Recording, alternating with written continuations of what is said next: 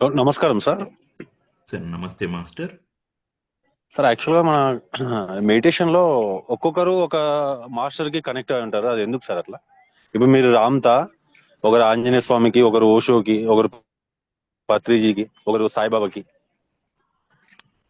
ఇది చాలా డైవర్సిఫైగా ఉంటుందండి. మీ ఆలోచన విధానము, మీ నమ్మక వ్యవస్థ, చిన్నప్పటి నుంచి ఇప్పటిదాకా పెరిగిన వాతావరణము, వీటన్నింటిని బేస్ చేసుకొని సాధకుడి యొక్క లక్ష్యము, లక్షణము, దాన్ని బేస్ చేసుకొని ఏ మాస్టర్ ద్వారా తాను ఎదుగుదలకు అనుకూల పరిస్థితులు ఉంటాయో తన జర్నీ అక్కడ మొదలు పెడతాడండి. Okay sir. తదుపరి దశల్లో ప్రోగ్రెస్ అవుతూ ఉంటాడు. ఇప్పుడు స్కూలింగ్ ఎడ్యుకేషన్ సిస్టమ్ వేరు ఉంటుంది, జూనియర్ కాలేజ్ ఉంటుంది, డిగ్రీ కాలేజ్ ఉంటుంది, యూనివర్సిటీ ఉంటుంది. ఆ విధంగా సాధకుడు బిల్డ్ అవుతూ వెళ్తూ ఉంటాడండి. ఓకే ఆ సార్. పర్టికులర్ మాస్టరు సాధకుడు యొక్క మానసిక స్థితి, నువ్వు ఏం ఆలోచన చేస్తూ ఉన్నావో నీ శరీరాన్ని అవతలవి తరంగాల రూపంలో వెళ్తూ ఉంటాయి. వాటిని ఆ పర్టికులర్ మాస్టర్ గమనించి, ఇదిగో ఈ సాధకుడి స్థితికి ఈ విధమైనటువంటి జ్ఞానము, ఈ విధమైనటువంటి సాధనా పద్ధతులు అందించటం ద్వారా తదుపరి దశలకు అతను వెళ్ళటం ఈజీ అవుతుంది. ఎలాగైతే అప్పుడే పుట్టినటువంటి బాబుకు అమ్మ ఏం చేస్తుందంటే దగ్గరికి తీసుకొని లిక్విడ్ ఫుడ్ పెడుతుంది ఫస్ట్. అమ్మకు తెలుసు ఎప్పుడు సెమీ లిక్విడ్ ఫుడ్ పెట్టాలి, ఎప్పుడు రైస్ పెట్టాలి. ఏమంటాం దాన్ని? అన్నప్రాసన కార్యక్రమం ఇదంతా ఏవో పెట్టుకున్నాం కదా సిస్టమ్స్. ఆధ్యాత్మికతలో కూడా అంతే అండి. ఓకేనా master? Okay sir. Yeah. Sir ఇంకొకటి చిన్న డౌట్. మామూలు ధ్యానం అంటే శ్వాస మీద ధ్యాస కదా సార్? మీరు నుదుటి మీద ధ్యాస అన్నది దీని మీద. ధ్యానము చాలా పద్ధతులు ఉన్నాయి అనేది నేను విన్నానండి. మన ఓకే సార్. చుట్టూ ఎక్కువగా శ్వాస మీద ధ్యాస అనే సాధన పద్ధతి ఎక్కువ మంది ఆచరణ చేస్తూ ఉంటారు. Okay sir. ఇప్పుడు నేనేమంటున్నానంటే ఈ శ్వాస మీద ధ్యాస పద్ధతి అన్నది సాధకుడు గందరగోళంలో ఉందండి. మనసు నిలకడగా లేదు. ఓకే ఏం సార్. చేస్తూ ఉన్నాడు? కూర్చున్నాడు, తన ధ్యాస మొత్తం శ్వాస మీద పెట్టాడు. మనసుకు శ్వాసకు ఒక బంధం ఉంటుందండి. బాగా కోపంగా ఉన్నప్పుడు మీ శ్వాసను గమనించుకోండి. ఇక్కడ రివర్స్ ఇంజనీరింగ్ చేస్తూ ఉన్నాం. ఆ శ్వాస నీలోకి ప్రవేశం జరుగుతూ ఉంది. ఆ శ్వాసను నువ్వు గమనిస్తూ ఉన్నావు. తద్వారా మనసు నిలకడగా అవుతుంది. ఆలోచన రహిత స్థితిలోకి వెళ్తూ ఉన్నావు. శాంతి శూన్య స్థితిలోకి నిన్ను తీసుకెళ్తూ ఉన్నావు. ఇప్పుడు నేనేమంటున్నానంటే ఆధ్యాత్మికతలో ప్రోగ్రెస్ చెక్ చేసుకోగలగాలి. శూన్యంలోనే ఉంటే రియాలిటీస్ ఏం చేంజ్ అవ్వవండి. శూన్యం నుండి సృష్టి వైపుగా వెళ్ళాలి. ఎలా వెళ్ళాలి అన్నది నేను రామ్త విజ్డంలో తెలుసుకున్న. నుదుటి మీద ధ్యాస అన్నది అక్కడి నుంచి ప్రేరణ పొంది కనుక్కున్నాను. నీకు కావలసినటువంటి సంకల్పాన్ని పద రూపంలో నువ్వు నుదుటి మీద దర్శిస్తావు. శూన్య స్థితికి నువ్వు అందుకున్నావు కదా, ఆ శూన్య స్థితిలో నీ సంకల్పాన్ని స్మరణ చేస్తావు. అది నిర్వచనం ఇచ్చుకుంటావు. ఒక పదంలోనికి ప్రాణప్రతిష్ఠ చేసుకుంటావు. సంకల్పం సంభవమైన తర్వాత స్థితి ఏంటి అనేది నువ్వు నీ మదిలో, నీ ఊహా జగత్తులో, నీ దృశ్య జగత్తులో ఒక స్వరూపం ఇచ్చుకొని దర్శిస్తూ ఉంటావు. ఇదంతా సృష్టికర్త కింద అవుతుందండి. ఎలా నువ్వు సృష్టికర్త అవుతావు? ఈ కార్యక్రమాలు నువ్వు చేస్తూ ఉన్నావు, ఈ అంతరంగ ప్రయాణం నువ్వు చేస్తూ ఉన్నావు. అండ్ అట్ ది ఎండ్ మీరు అడిగారు, చాలామంది మాస్టర్స్, చాలామంది సాధకులు ఒక్కొక్కరికి ఒక్కొక్క విధానంలో అర్థమవుతూ ఉంటుంది. నాకు అర్థమైన విధానము, నేను కనుక్కున్న ప్రక్రియ నుదుటి మీద ధ్యాస మాస్టర్. Okay sir.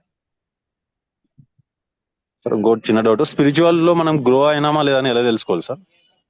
సార్ అది ఇదివరకే చెప్పటం జరిగింది. గత వారానికి ఈ వారానికి ఆలోచన విధానాల్లో, మానసిక స్థితుల్లో, ఓకే మీ ప్రవర్తనలో ఎదుగుదల ఉందా లేదా అనేది బేరీ చేసుకోవాలండి. Okay sir. గత వారానికి పోల్చినప్పుడు ఈ వారము నా ఆలోచనలు స్థిరంగా ఉన్నాయా, గందరగోళంగా ఉన్నాయా? మనసు చెప్పినట్టు నేను వింటున్నానా, నేను చెప్పినట్టు మనసు వింటుందా? అడ్డు అదుపు లేకుండా విచ్చలవిడిగా నా ప్రవర్తన ఉందా, సౌమ్యంగా సామరస్యంగా నా ప్రవర్తన ఉందా? ఈ విధంగా బేరీజు వేసుకోవాలండి. ఓకే. సార్ ఇంకా ఫైనల్ డౌట్ సార్, మనం జ్ఞానోదయం అయిందా లేదా అని ఎలా తెలుస్తుంది? సార్ చాలా ప్రసన్నంగా నిర్మలంగా ఉంటాడండి సాధకుడు అక్కడ. Okay sir. దేనికోసం ఆరాట పడడు, దేనికోసం ఘర్షణ ఉండదు, పోరాటం ఉండదు.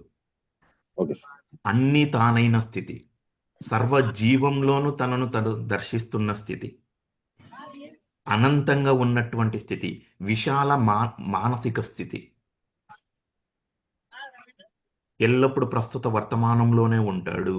అలాగని వైరాగ్యం కాదది, నిండుతనం, ప్రసన్నంగా ఉండటం, శాంతితో ఉండటం, స్థిరంగా ఉండటం. ఓకేనా master? Okay sir. Okay sir, thank you so much sir. Class చాలా అద్భుతంగా ఉంది సార్. థ్యాంక్ యూ మాస్టర్, మంచి అంటే మీరు క్వశ్చన్. ఎన్ని గంటలు సాధన చేస్తారు సార్? మీరు చెప్పే వర్డ్స్ అంటే అది ఎంత హత్తుకుంటుందంటే మనసుకి.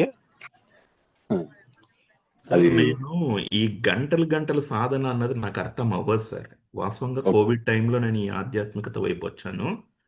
Okay Zoom sir. వేదికల్లో, యూట్యూబ్ వేదికల్లో మొదటిసారి నేను ఎదురు అయిన ప్రశ్న కూడా ఇదే: ఎన్ని గంటలు ఓకే. మీరు సాధన చేస్తారు? నాకు అర్థం కాలేదు. గంటల్లో ఏం ఉండదండి, అది క్వాలిటీ. నువ్వు ఎంత క్వాలిటీగా సాధన చేసావు. కళ్ళు మూసుకొని గంటలు గంటలు కూర్చోడానికి ఉంటుంది, బాహ్యంలో వారి కొరకో లేదా నీ కొరకో. కానీ నువ్వు కళ్ళు మూసుకొని ఏం చేస్తున్నావు ఎవడికి తెలియదు కదా. అవును సార్. ఏకాగ్రత, అందుకే ఆ పదాలు వాడాను. చిత్తశుద్ధి, త్రికరణ శుద్ధి, క్వాలిటీ ఇంపార్టెంట్ అండి. Never go by time, go by quality. Quality. Okay sir. Thank you master. Thank you so much. Thank you.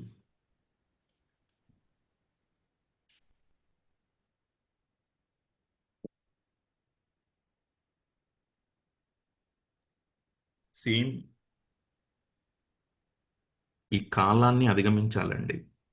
ఎందుకంటే అక్కడక్కడ కొంతమంది మనం ఇటువంటి సత్సంగాల్లో చర్చ చేసుకున్నప్పుడు ఈ టైంకి సంబంధించి అడుగుతారు. ఓం కాలాయ నమః, ఓం కాలాతీతాయ నమః. ఎట్లొచ్చింది కాలాతీతాయ అన్న పదం? నా సహజ స్థితి. కాలానికి అతీతంగా ఎప్పుడైతావు నువ్వు? నువ్వు అడ్వెంచర్ చేయాలి ఈ యాత్రలో, ఈ ఆధ్యాత్మిక యాత్రలో ఆ సాహసాన్ని నువ్వు ప్రదర్శించాలి. కాలానికి అతీతంగా వెళ్ళాలి. ఎస్, ఇంకా మాస్టర్స్.